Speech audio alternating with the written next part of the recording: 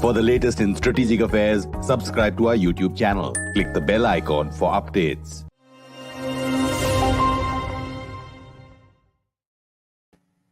This is StratNewsGlobal. I'm Amitabh, Revi, and you're watching The Gist.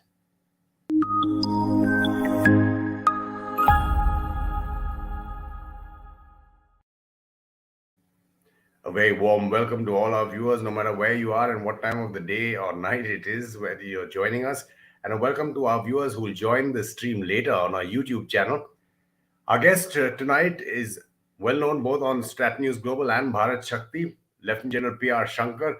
He's been the Director General of Artillery in the Indian Army and is currently a professor of practice at the Aerospace Department in IIT Madras. General, thank you so much for your time, sir. Oh, thanks a lot, Amitabh. It's a pleasure to be on the Gist, and good evening to all the viewers. Let's start. Let's start straight away, sir, with the S-400s and with the Russians saying that, delivery of the systems had already begun. The first operational division should be in place by the end of this year. Tell us a little bit more in terms of its characteristics and capabilities of why it's known as the most potent symbol of air defense in the world.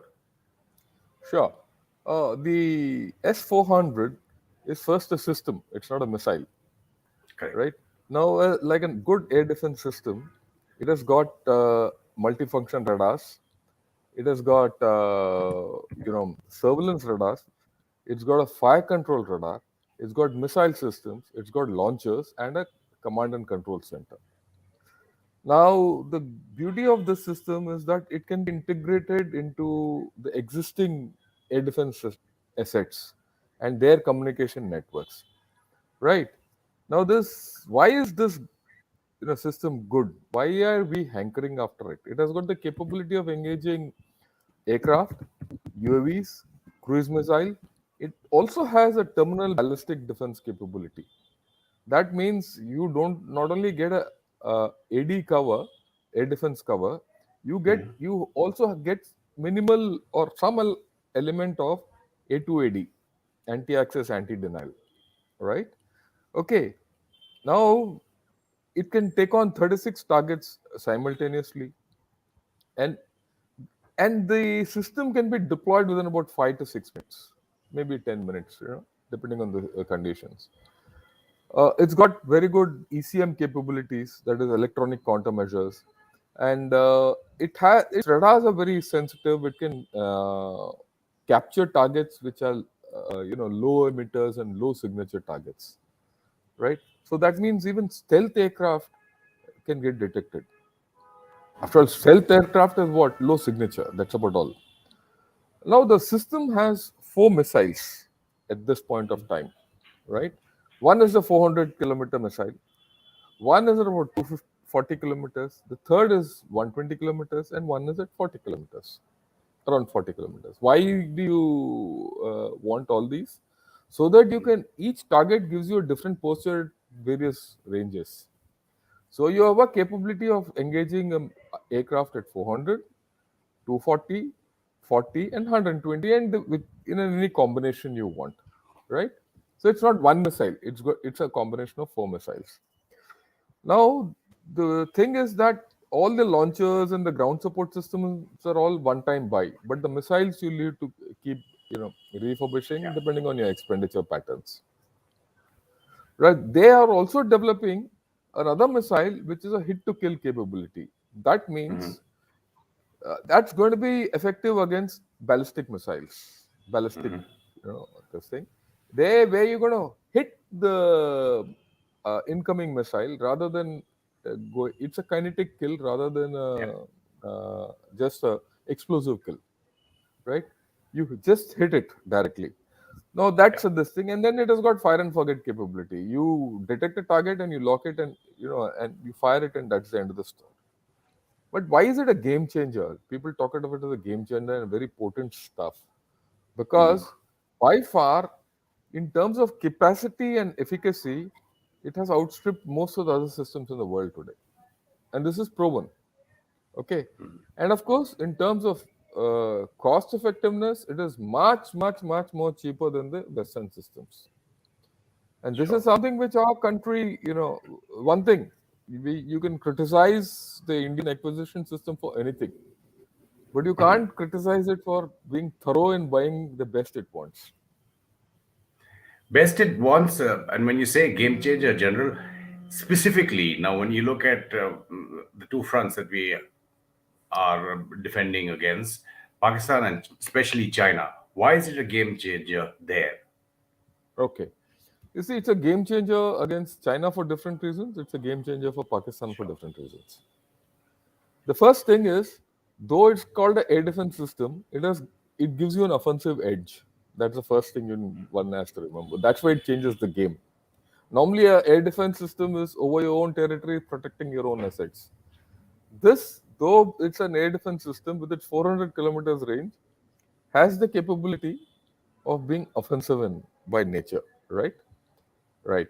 Against Pakistan, which has got limited depth, 400 is a strategic depth. You cross Pakistan. So any aircraft taking off from Pakistan, any airfield in Pakistan, if this system is deployed, it will catch that. So and mind you, its surveillance range is about 600 kilometers. The engagement range is 400, surveillance range is 600.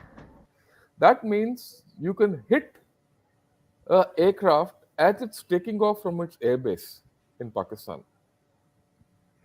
Right? That Wow. is a very potent capability. Pakistan In terms of its, it doesn't have absolutely, anything go to ahead, go ahead. retaliate. It doesn't have anything to retaliate. So you can achieve air dominance. That is why it's a game changer. Yeah, your question, and then we'll go to China. The question is China. Now, when China Okay. has at least a division of Yeah. Triumphs already operational, then how does this stack up? Okay. Now, till today, what has happened? See, look, the system which China has and it's all the same. If you look at it, Yeah. that they have this capability, you have this capability, you're at par.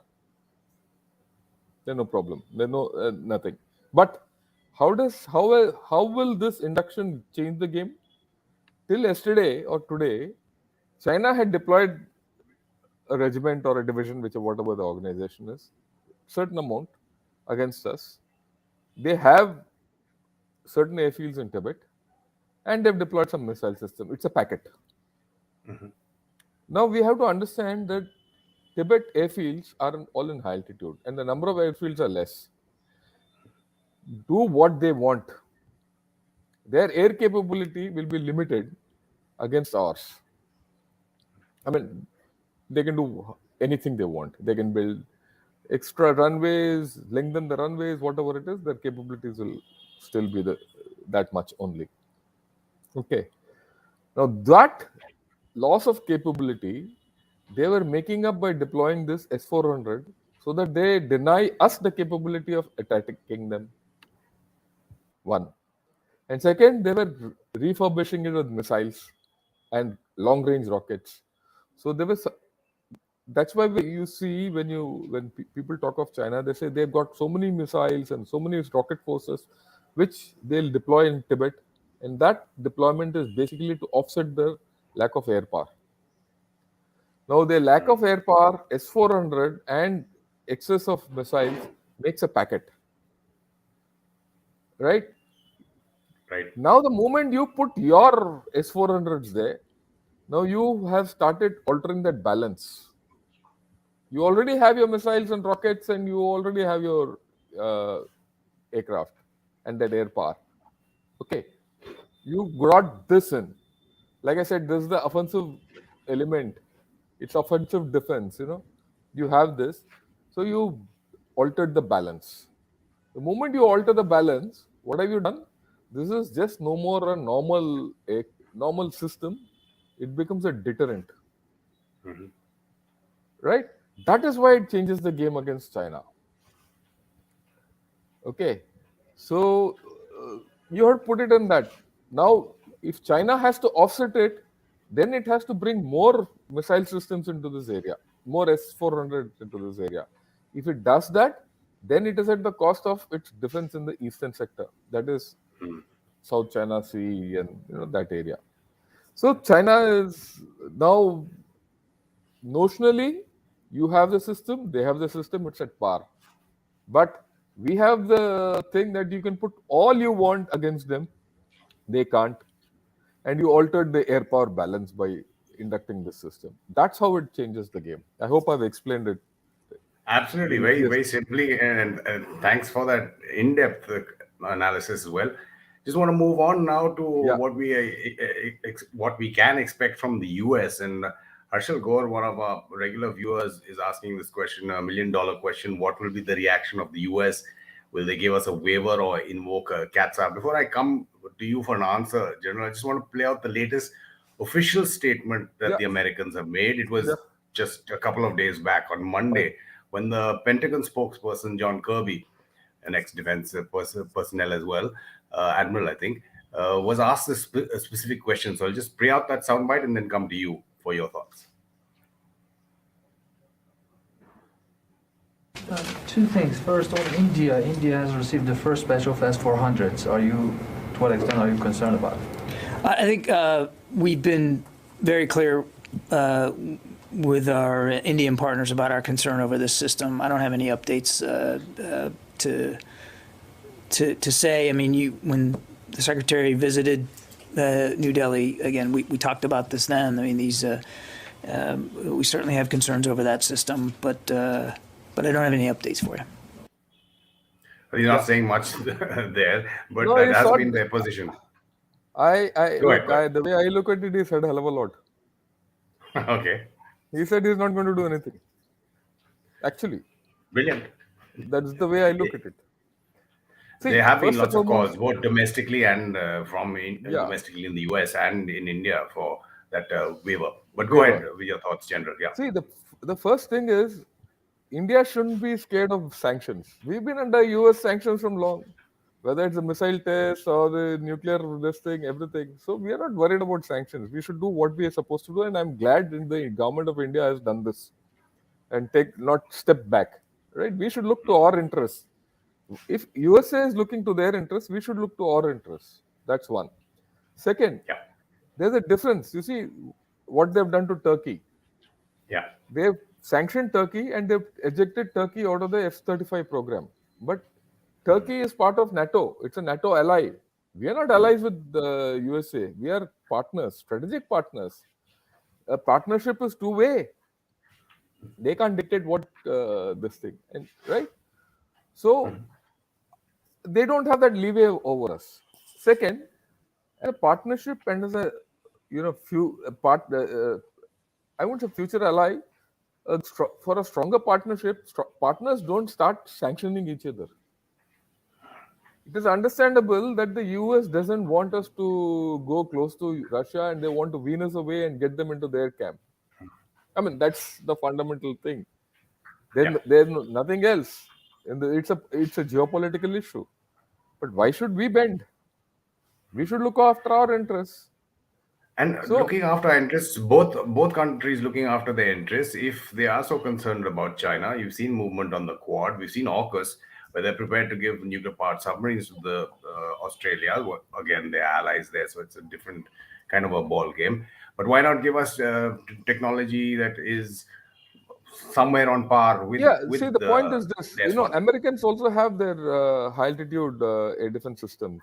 But Yeah, the my third. problem, third, but the issue which we have to take factor in is these systems take long to procure. Even if Americans offer this to us, which they've not so far offered to us, even if they do offer it to us, it will take us another decade to come. We've been negotiating for this for the past 1 decade or so, or a little more, short of a decade. So why the entire hard work we don't want to go back? And if you go back on this, it puts you at a disadvantage with China. Why should I be at a disadvantage? And if India is at a disadvantage with China, it actually hurts American interests. I mean, I'm sure Exactly. they're alive to that also, right? Exactly. So Which is I don't probably think, why your reading of their yeah, statement is that there would probably be a waiver. waiver, they will come, right? And this is not the only thing which the American and Indian interests are going to cross lines on or converge on. There's so many other procurements we've done from USA. right? We've brought the M777, we've got the Chinooks, we have the Globemasters, the Hercules, right? And we're now looking at the Predators and the Sea Guardians and all that. So there's a huge this thing, and we are looking at Quad. We are looking at operations together. There's much more. You can't get stuck on one little, capability which we So have. it's interesting that you're mentioning the Sea Guardian, the Sky Guardian, or the Reaper, or the MQ-8, 9, whatever it's called. Whatever. There are lots of reports suggesting that there may be some kind of a deal in the offing. What we've heard is it hasn't got cleared by the cabinet as yet. But though, as when we were talking offline, you pointed out that these would have been taking place, these discussions, if at all, would have been taking place over years, if not decades. Do you think the timing, if that deal comes through, would have something to do with a Yeah, US waiver? that's more for optics and for the domestic audience in USA and maybe some people here also. That's okay. You have to, after all, assuage the people who have views or against this whole story. But let me put another thing. Our equation with Russia is strong. Equation with US is also grown strong over 2 decades. I mean, the first deal we did with the USA was the ANTPQ-37 radars, and that goes back almost 2 decades. It's not a new thing that it will get frayed by one equipment or one system. I don't think they are also realistic about it. We are also realistic about it. So we'll find a via media. Already there is a lobby within the US which is seeking waiver. Yeah, absolutely. Both a Right? political and a military one. I'm Yeah, going to military just, one. before we come to larger strategic questions, geo-strategic questions, going to take some of the viewer questions for you, General. Yeah, sure. Go ahead. Prashant Kumar says, can the S-400 system be integrated with the indigenous ballistic missile so, well, the Indian system can be used, such as the Barak 8 and the Akash? I mean, in terms of integration, I presume, of Yeah, different. we can. We have a proper integrated, CNR system, control and reporting system. It can be done, and this is one of our thing in all our acquisitions. We insist that whatever system we buy gets integrated with our existing system. So this is not a big deal. I mean, I wouldn't say it's a big deal. It's actually would have been factored in our Right. requirement. And the reverse argument of that, what the Americans give, or they gave to the Turks as well, in terms of compromising their security or their intelligence when there is both their systems and a Russian system. How true is that? I don't think it's true at all, because look, we have Russian guns, we have American guns. Both are on our system. There's no compromise. There's no free flow of technical data going from one gun to the other.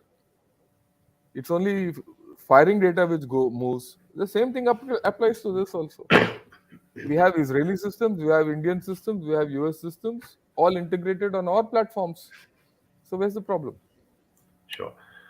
You answered this question earlier when you were talking about the S-400 as a game Yeah. changer in the east and western Indian borders, China, Pakistan. But there's another question from Akash Patel who says, can any missile evade the S-400, the hammers?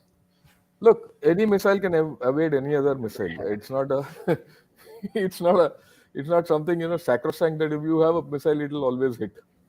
Remember, I mean, I will put it in a different manner. A missile gives you a capability. The ranges give you a capability. The characteristics give you a capability. But none of these capabilities are sacrosanct. In war, a lot of things, don't happen. And you must also understand, this is a statistical fact. Nearly 50% of the missiles didn't function in Gulf War. Okay, so in Himalayas, which is a tougher weather environmental condition, no one knows what's going to happen. You have a capability, you play by that capability, and hope like hell that the capability does the trick. One. Number Again, two, yeah, go ahead. yeah. Now, number two is how well do you handle your system? It is just because you have a capability and that chap has a capability, it is not that 1 plus 1 is equal to 2. 1 plus 1 can be made 11, 1 minus 1 can be made 0 also. So it comes to training and your capability and ability to handle the system. True. A couple of more questions. You alluded to it, or you spoke about it earlier as well. Just in terms of comparison, now, say for example, Pirate King asks, "How is the S400 better than the Thar?" And there's another question from Abhitesh Singh who says, "How is the S400 better than the Patriot?" And Look, I mean, the it Iron is, Dome, for example. yeah, these are capabilities, a set of capabilities. Everyone aims for the everything. But in terms of the radar capability, the range capability, and the multiplicity of missiles you have, this system is far better. You don't have this kind of flexibility available with the other systems, right? I'll not get into the fact whether that technology is good or this technology is good, but this is more versatile and it gives you a better capability. And of course, it is cheap. It is far cheaper than the Western systems. So cost effectiveness is very important. I'm just taking The some bang of for the the buck. comments. Absolutely. Some of the comments and questions that our viewers, Harshal Kaur, again saying, agreeing with you about sanctions. When you've talked about the S-400s, but the Russians, and I think it was the Deputy Prime Minister Borisov, who just last month was quoted in the media as saying, the S-500s will be operational soon and India will be top of the list. I mean, again, considering that these deals take years and decades, would that be one way we would look at? But I presume it would be an incremental increase. It's not a completely Yes. different system, right? Look, the S300 to S400, certain capabilities have increased. S400 to S500, some more capabilities will come out. Let's see what the S500 is all about. What they say today, I will not believe in it. I mean, I will not take it. I will not take it at face value. Let the system come. Let it get stabilized. Let us see how it performs, and then we'll think of it. That's the way I look Another at it. question for you, General, from Alok Singh, who says China has already made missile silos in Tibet. If you are deploying the BrahMos, they are protesting against that. Can you make us understand what China expects from us? I'm not Look, really sure what he this means, but is, yeah. I mean, that's okay. That's part of the game which goes on. You put up new capability there, they'll object to that, and they put a new capability, we object. That's okay. But we know what we are doing, and they know what we are doing, and it's a game. It continues. Yeah, yeah. And again, you talked about China having the same system as well. They're known to re-engineer stuff, and I mean, there's another tangential question from Jovian Jolly. Is it true that software for the S400 is coded by China, and it could increase India's vulnerability? See, we have a policy. Any software or hardware of Chinese origin, we don't touch. So there's no question of accepting anything from Russia or anyone which has anything to do with China. One. Number two, the Russians also wouldn't like to use Chinese coded software in their systems. Okay. Look, the Russians are past masters to protecting their technologies. Okay, we have to hand it to them. And they're very clear. They'll not let Chinese get a peep into the insides of the system beyond a level. Otherwise, you see, the Su-30s have been with with Chinese for such a long time, but yet China has not been able to produce them. And you This answered is this partly earlier also, Rohit Roy, who says, does this purchase help us learn how to better counter the Chinese S400s? I mean, look. the S400s You with don't China. counter the S400 with the S400. You counter S400, or rather, you counter the Chinese aircraft with your S400, their UAVs, their cruise missiles, and their ballistic missiles. The the balance is your capability balance which shifts, which I've said so. Your not having this capability was a handicap. Now that you have this capability, you are at par with them. But your having this capability changes the balance. Sure. And would there have been any India-specific enhancements in the S400 as They Prashant would be. Kumar asked? They would be, and there would be some terrain requirements and all that because our Altitude. QRs are ours. And that's standard. That's par for the course for any procurement. When we go abroad, we go by our specs. I mean, just to put it in perspective, I'm not talking now of the this. I dealt with the M777 deal about 5 years back with the US. The gun which is with us, M777, is vastly different from the gun which is with the Americans, which is vastly different from the gun with the Canadians and the Australians. The systems are different. The fundamental gun is the same, the ammunition is the same, but the fire control systems are different, and a few things which we wanted, we put in, to our conditions. Absolutely. So that same thing. This is Again, now, how do you visualize general India-U.S. defense relations, India-Russia defense relations going forward? See, we've had a long history and a long relationship, defense relationship equation with Russia. We'll not let go. Neither will they let go. And this relationship is not a matter of just buying and selling items. We have a very deep connect.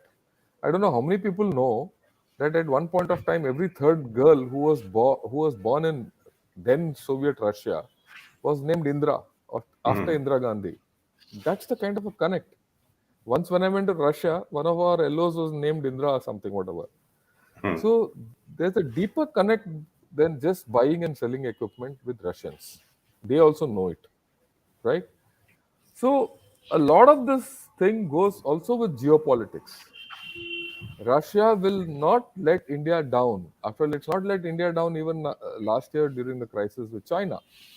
Though it has got very good equations with China now, it is not. So, and of course, for Russia, arms export is a major issue. So they will keep us. Further, Russia needs India for Afghanistan. So that is right.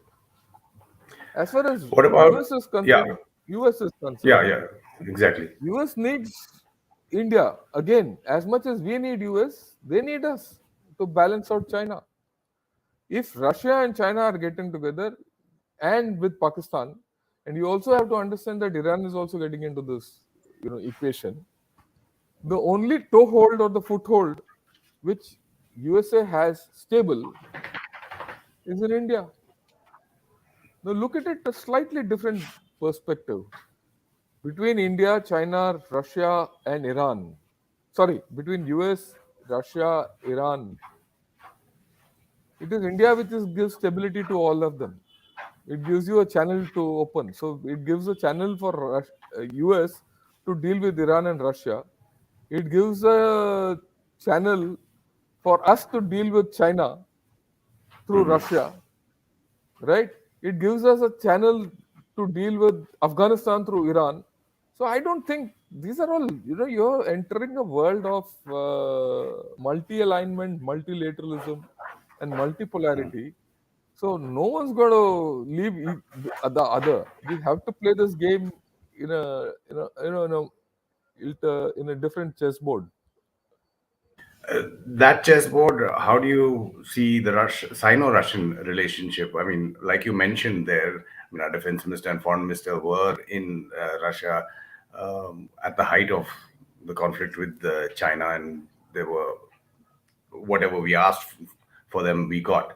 But how do you see that developing, General?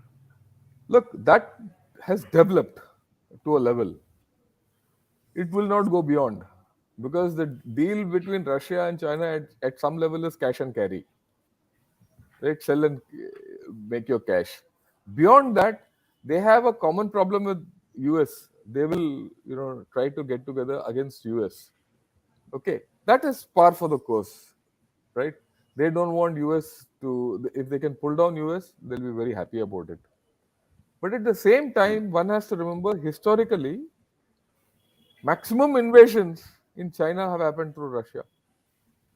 The Chinese have not forgotten it. If you read certain views coming out of China, they still. Why is the bulk of PLA deployed in the heartland? Where did the maximum invasions come into China? It came from Mongolia. There's a plain area. The tanks and the armored formations of China are all there. So Point. at one level it is cooperation, at the other level it is contestation. Today the cooperation between them is more. They have common interests. Energy is a common interest. One And is by a no buyer, the way, other no means do they see themselves as little brother to China. no. So, but China feels the other way around. So Yeah. there is a upper limit at which their relationship can will hold. Just going back to the sanctions question, there's a question from 124 Just Madness.